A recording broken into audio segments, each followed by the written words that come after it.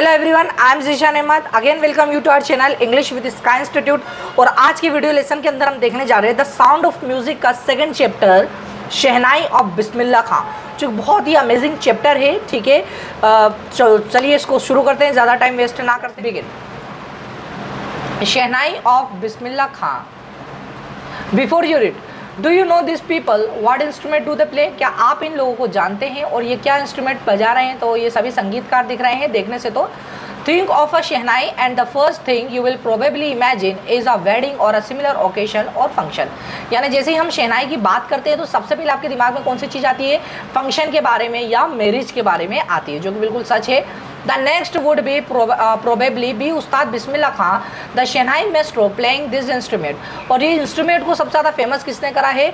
उस्ताद बिस्मिल्लाह खां, जो कि इसमें माहिर हुआ करते थे, मास्टर हुआ करते थे शहनाई के। चलिए स्टार्ट करते हैं हम हमारी स्टोरी। कहाँ से स्टार्ट है? Emperor Aurangzeb banned the playing of a musical instrument called pungi in the royal prestigious. It had a shrill unpleasant sound. क्यों इसको बैंड कर दिया गया है? ठीक है, एम्पेरर औरंगजेब के दौर में पुंगी को बैंड कर दिया गया था। क्यों कर दिया गया था? क्योंकि unpleasant sound, something that you dislike, यानी बहुत ही बुरा साउंड उसका आता था, इसलिए उन्होंने इसको बैंड कर दिया। Pungi became the generic name for reeded noise maker. यानी वो क्या बन गई थी? पुंगी एक ऐसा नाम बन गई थी जिससे बहुत ज़्यादा नॉइज आती है, जिससे बहुत साउंड निकलता है। Few had thought that it would one day be revive. और क्या है, कुछ लोगों ने ये भी सोचा था कि एक दिन ज़रूर पुंगी वापस आएगी। ठीक है, क्योंकि अभी तो बैंड हो चुकी है, बाकी एक दिन ऐसा आएगा कि पुंगी वापस से आएगी। A barber of a family of professionally musician, एक बार्बर था जिसकी फैमिली क्या थी? प्रोफेशनली म्यूजिशियन थी।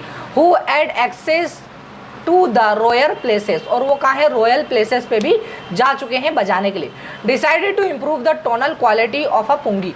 तो डिसाइड करता है, क्या डिसाइड करता है कि मुझे जो टोनल है, टोनल यानी साउंड, इसकी जो साउंड की क्वालिटी, देखो बादशाह ने पुंगी को बैन क्यों करा? उसको म्यूजिक से इतराज़ नहीं है, उसको इतराज़ किस बात से है? उसके श्रिल साउंड से, श्रिल अनप्लेजेंट साउंड। तो वो क्या सोचता है कि मैं इसे एक अच्छा साउंड देने की कोशिश करता हूँ, ठीक है, तो शायद उससे ये वापस आ जाए। ही चूज अ पाइप, वो क्या करता है? पाइप लेता है विथ अ नेचुरल होलो, और उसके अंदर क्या करता है? होल करता है। Stem that was a longer and broader, क्या होना चाहिए? वो लंबा होता है और ब्रॉड होता है, ठीक है, थोड़ा सा मोटा होता है।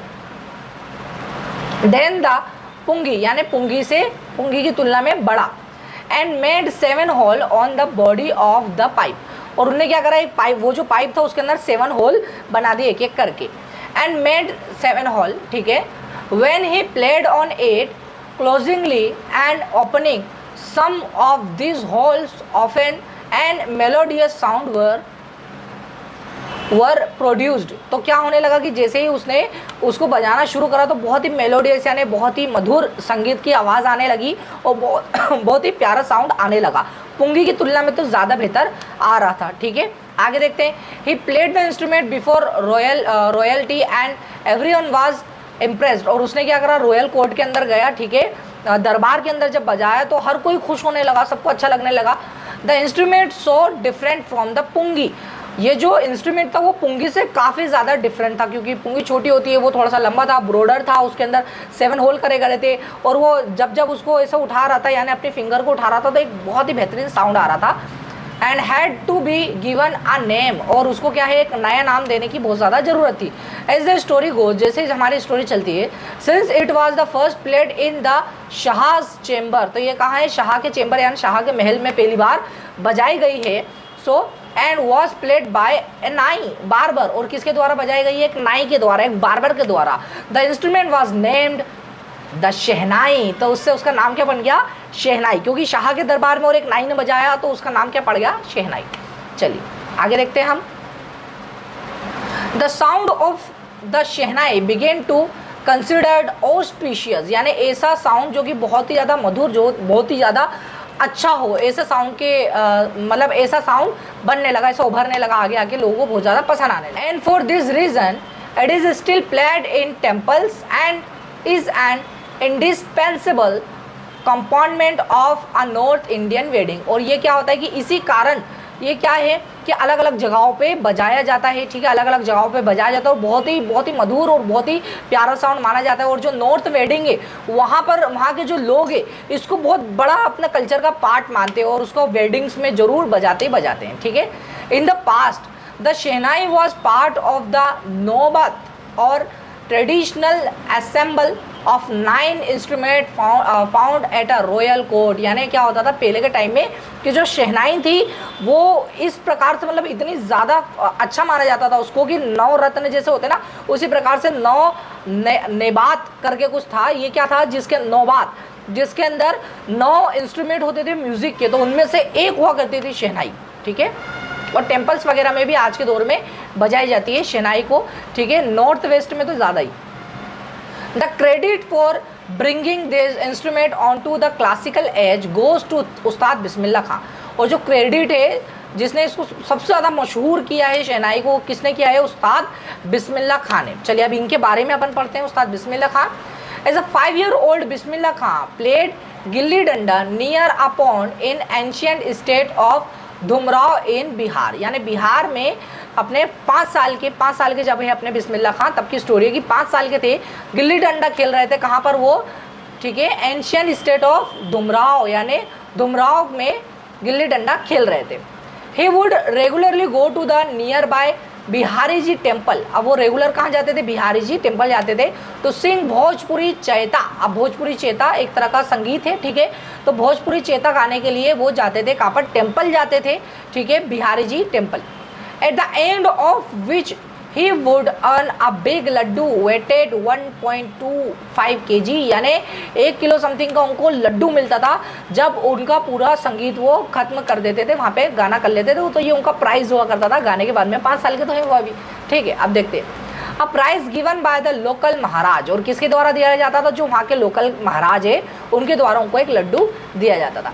दिस हैपेंड 80 ईयर अगो, और ये कितने साल पहले की बात हो रही है? 80 साल पहले। And the little boy has travelled far to earn the highest civilian award in the India the Bharat Ratna. और 80 साल बाद वही व्यक्ति ने भारत रत्ना को उठाया, जो कि हमारे इंडिया का सबसे प्रेस्टिजियस रिवॉर्ड माना जाता है। उसी से उन्हें सम्मानित भी किया गया। बोर्न ऑन 21 मार्च 1916, ये याद रखना हमने कि 1916 में उनका जन्म हुआ। Bismillah Khan belongs to a well known family of musician और फ्रॉम बिहार, यानी बहुत ही वेल नोन फैमिली थी इनकी म्यूजिशियंस की, तो उनसे बिलोंग कर। His grand father Rasool Bakhsh Khan was the shehnai nawaz of Bhojpur king's court. तो भोजपुर के किंग्स कोर्ट के अंदर कौन थे? वो शहनाई नवाज क्या थे? कौन थे? रसूल बख्श खां, जो कि ग्रैंड फादर थे अपने उस्ताद बिस्मिल्लाह खां के। His father Paigambar Bakhsh and other paternal ancestor were also great shehnai player, यानी उनके जितने भी पूर्वज वगैरह थे वो सब शहनाई के बहुत ही बेहतरीन प्लेयर थे, यानी बहुत ही बढ़िया तरीके से शहनाई को बजाते थे। चलिए आगे देखते हैं हम लोग। The young boy took the music early in life, इन्होंने बहुत ही कम एज के अंदर म्यूजिक को अपनी लाइफ के अंदर ले लिया। एट द एज ऑफ 3, यानी जब वो 3 साल के थे, when his mother took him to his maternal uncle's house in Banaras now Varanasi, ठीक है, यानी उनको बनारस में लेके गए थे जब उनके अंकल के यानी उनके मामा के घर पे जब गए थे। बिस्मिल्लाह खां की मम्मी ने जब उन्हें लेकर गए थे तो वहाँ पर क्या हुआ था कि उन्होंने वहाँ पर इसको सीखना शुरू करा था। Bismillah Khan was fascinated watching his uncle practice, उन्हें बहुत ज़्यादा अच्छा लगता था जब अंकल उनके प्रैक्टिस करते थे शहनाई की। The shehnai soon Bismillah started accompanying his uncle, तो उन्होंने जल्दी उनको मतलब उनके जो अंकल थे अली बख्श, उनका नाम क्या है? अली बख्श, उनको कंपनी देना स्टार्ट कर दिया, वो भी बजाने लगे, उनके साथ जाने लगे। To the Vishnu temple of Banaras where Bakhsh was employed to play the shehnai. अब Vishnu temple of Banaras, Vishnu temple था कहाँ पर? बनारस में, जहाँ पर उनका काम था बजाने का। किसका? अली बख्श का, इनके मामा का। Ali Bakhsh would play the shehnai and Bismillah would sit capitally for an hour and and, यानी वो बहुत ही ज़्यादा उत्सुकता से बैठे रहते थे, ठीक है, घंटों ही घंटे बैठे रहते थे जब तक कि उनकी शहनाई चलते रहती थी, जब तक कि अली बख्श बजाते रहते थे, यानी जब तक उनके मामा बजाते थे वो पूरा आनंद लेते थे बैठ के, उन्हें इतना ज़्यादा इंटरेस्ट था। Slowly he started getting lessons in playing the instrument and would sit practising throughout the day, और उन्होंने क्या करा, देखते देखते पूरे दिन भर प्रैक्टिस करने लग गए थे किसकी, शहनाई की। For years to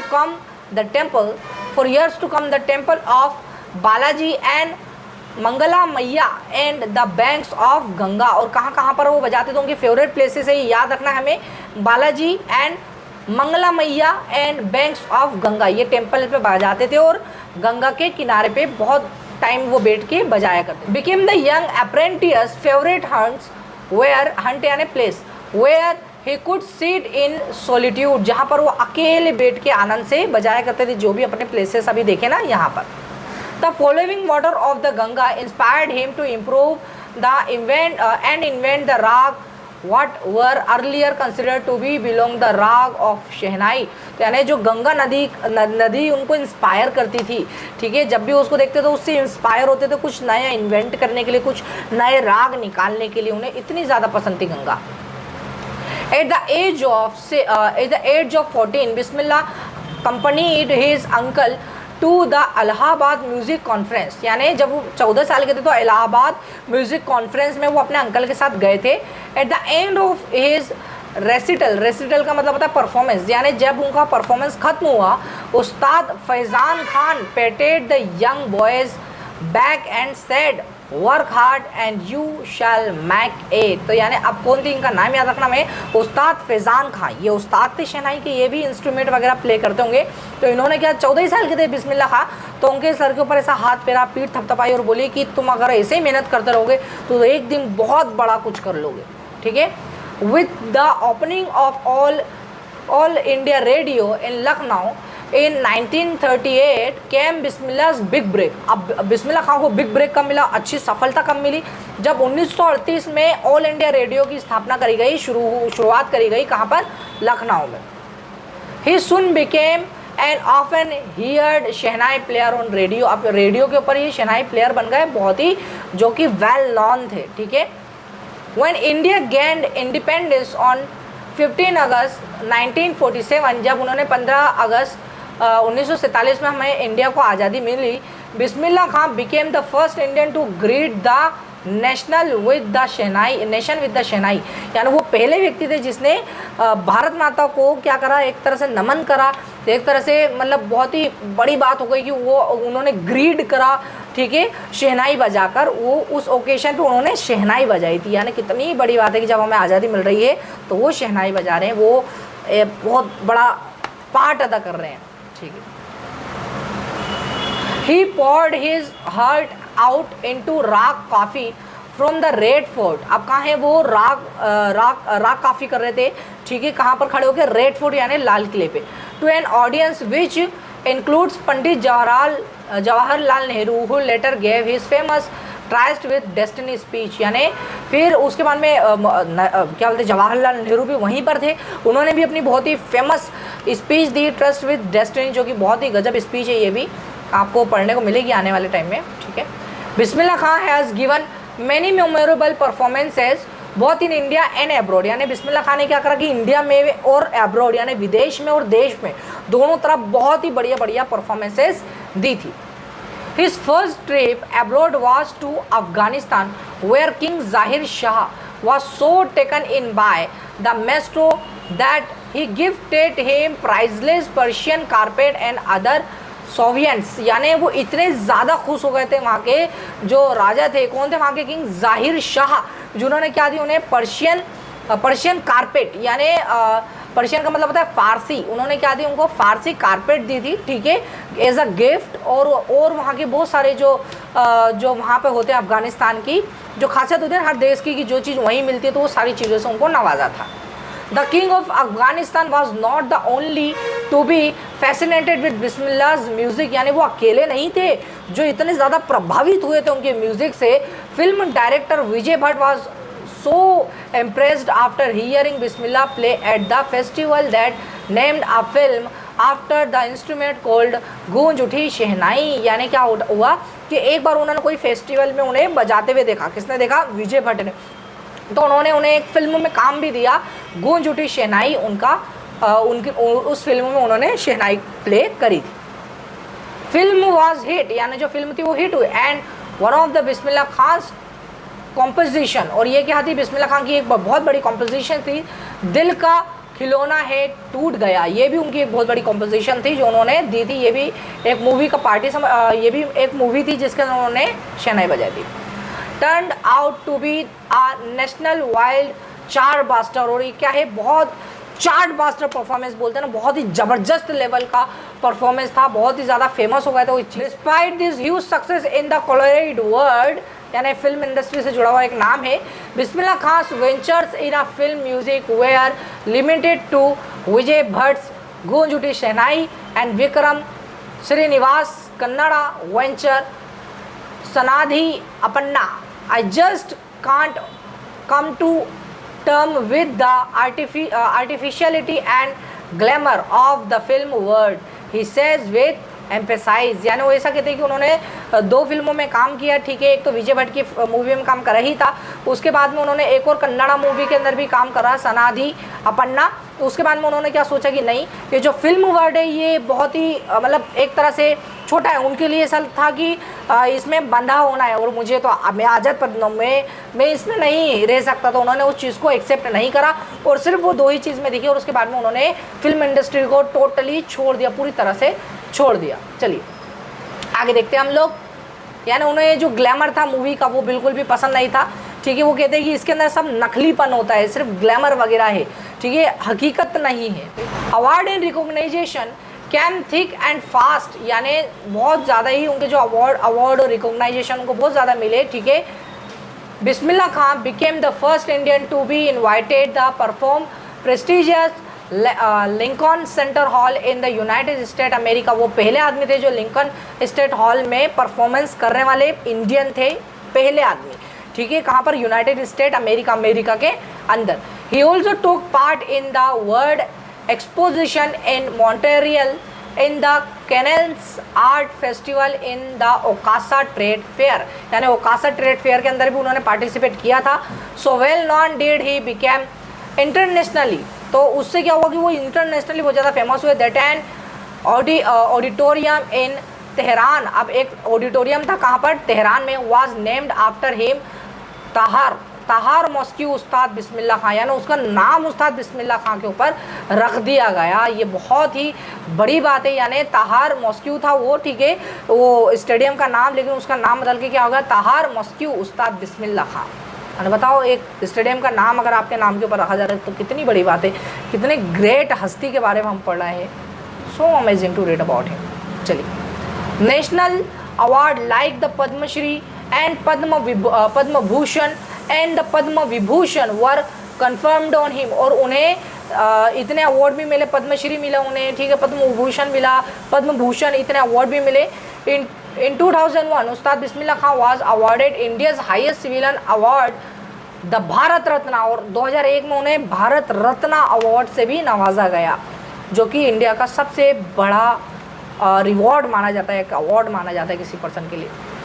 with the Covent का मतलब होता है डिज़ायर, ठीक है, coveted award resting on his chest, on his eyes glinting with rare happiness and said, यानी उनको इतने जो अवार्ड वगैरह में मिले जिससे बहुत ज़्यादा प्रसन्न, और उन्होंने कहा all I would like to say, मैं सिर्फ एक ही चीज़ कहना चाहूँगा, is teach your children music, अपने बच्चों को म्यूज़िक सिखाओ। This is Hindustan richest tradition, और ये हिंदुस्तान का सबसे महंगा, सबसे बड़ा ट्रेडिशन है। Even the west is now coming to learn our music, जो वेस्ट के लोग हैं वो भी हमारे इंडिया में आ रहे हैं म्यूज़िक को सीखने के लिए, तो अपने बच्चों को म्यूज़िक सिखाओ, उनका आखिरी बोल ये थे। In spite of having travel all over the world, Khan Sahab as he is fondly called is extendedly found of Banaras and Dumraon, and they remain for him the most wonderful towns in the world, यानी वो कहीं भी चले जाए उनको जो उनका गांव था, जो गंगा नदी थी, उससे खूबसूरत उनके लिए कुछ भी नहीं था पूरी दुनिया में, वो उसी को सबसे खूबसूरत चीज़ मानते थे, गंगा नदी को। A student of his once wanted him to head a shehnai school in USA, एक स्टूडेंट था उनका जिनने USA में शहनाई स्कूल स्थापित करने के लिए उन्हें कहा, मोटिवेट करने की कोशिश करा, ठीक है, किससे, उस्ताद बिस्मिल्लाह खान को। And the student promised to recreate atmosphere of Banaras by replicating. Replicating का मतलब है मेकिंग अ कॉपी समथिंग, यानी एक तरह से पूरी तरह से कॉपी कर देना। तो उसने इतने बड़ा प्रॉमिस करा कि जो बनारस आप बोल रहे हो मैं वैसे इन्वायरमेंट आपको यहाँ क्रिएट करके दे दूंगा, ठीक है, यदि आप यहाँ पर अपनी शहनाई स्कूल ओपन करते हैं। बट खान साहब asked him if he would be able to transfer river Ganga as well। उन्होंने उससे पूछा कि क्या तुम गंगा नदी को भी यहाँ पर ला सकते हो। तो उसके बाद में क्या होता है कि उन्हें कोई जवाब नहीं मिलता है। Later he is remembered to have said that is why whenever I am in foreign country, इसीलिए जब भी मैं फॉरेन कंट्री में होता हूँ, किसी विदेश में होता हूँ, I keep yearning to Hindustan, तो मुझे हिंदुस्तान की याद सताती है। वाइल इन मुंबई, मैं भले ही मुंबई में हूँ, I think of only Banaras, तो मुझे बनारस की याद आती है, एंड होली गंगा, और मुझे गंगा नदी की याद आती है। बहुत यादें जुड़ी हुई उनकी गंगा नदी से। And while in Banaras I miss the unique मट्ठा ऑफ धुमराव, तो मैं एक यूनिक जो मट्ठा होता है, एक मिठाई होती है धुमराव की, उसे भी बहुत मिस करता हूँ यदि मैं बाहर होता हूँ तो। Ustad Bismillah Khan life is a perfect example of a rich culture heritage of India, यानी एक बहुत ही रिच कल्चर जो है ना उसकी क्या है, एक मिसाल है। उस्ताद बिस्मिल्लाह खान हमारे इंडिया का कितना रिच कल्चर है। One that effortlessly accept that a devout, devout का मतलब होता है Muslim, believing strongly in a religion, जो रिलीजन को मानता हो, मुस्लिम लाइक हिम, यानी एक मुसलमान होने के बावजूद भी can very naturally play the shehnai every morning at the Kashi Vishwanath temple. और क्या करते थे वो काशी विश्वनाथ टेम्पल में एवरी डे क्या करते थे कि अब शहनाई को बजाया करते थे। यानी ये सोचिए कि बिलोंग्स टू द मोमेंट, यानी मुसलमान है वो, उसके बावजूद भी क्या है उनके दिल ऐसा है कि वो टेम्पल में जाके भी शहनाई बजाया। तो ये मिसाल है एक सच्चे हिंदुस्तानी की। बहुत ही अमेजिंग चैप्टर है। I hope you like the video.